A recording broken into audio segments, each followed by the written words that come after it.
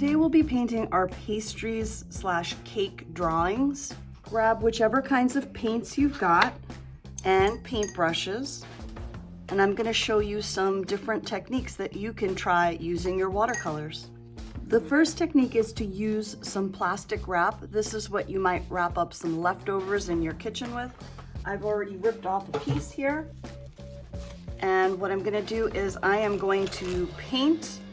I'm going to use this one here. I'm going to paint on the frosting of my cake, and then I am going to crumble this just a little bit and place it over the wet paint.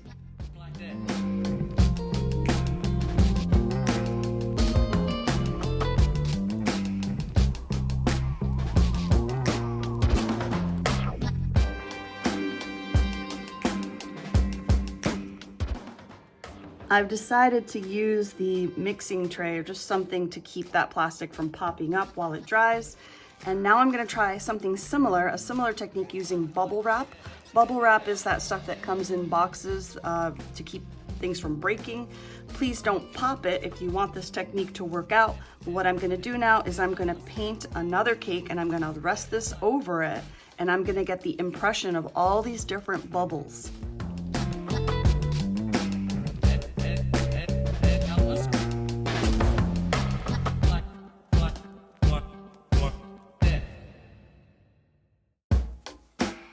While the plastic wrap and the bubble wrap are now drying, I'm going to try a different technique using a coarse sea salt.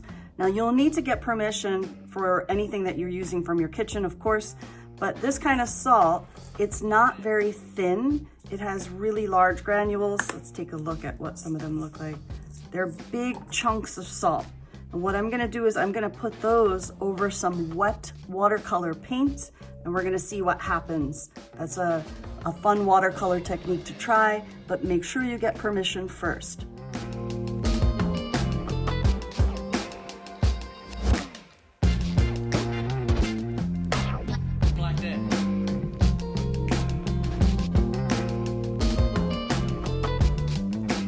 For this next watercolor technique, I'm going to use some paper towel. I don't need very much of it. In fact, I'm going to rip this down because I don't want to waste. And what I'm going to do is I'm going to blot the paper. Now this is something that you can do if you've made a mistake and you want to pull up some of the paint. It may not come up all the way, but it may lighten things. But it can also be used to create some textures. So I'm going to give that a try so you can see how that's done.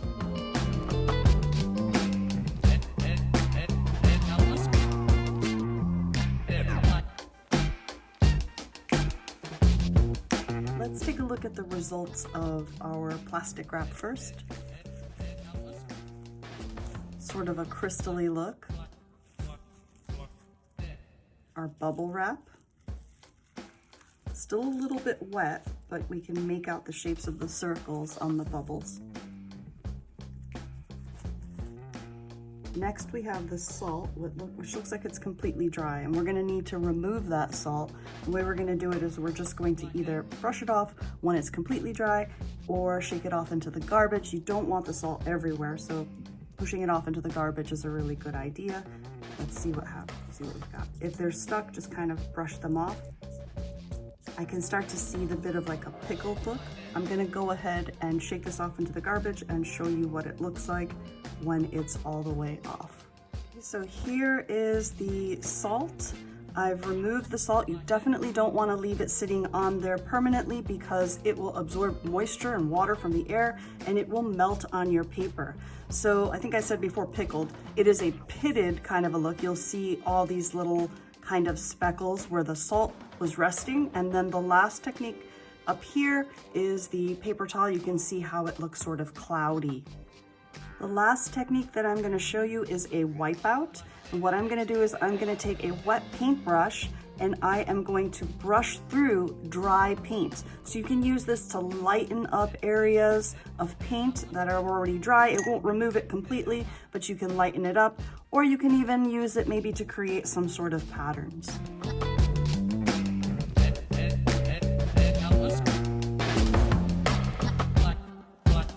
I hope at least some of those 5 new watercolor techniques will be useful to you. Don't forget that you already know some other watercolor techniques where you can change the value that's the lightness or darkness of a color, by adding more water or more paint or something in between. And you can also try wet on wet. Wet on wet, again, is when you start with a wet color of paint and you add a different color over it, and the colors, because they're both wet, mix into each other. It'll be exciting to see what watercolor techniques you try and how your pastries and cakes turn out. I can't wait to see them. Have fun!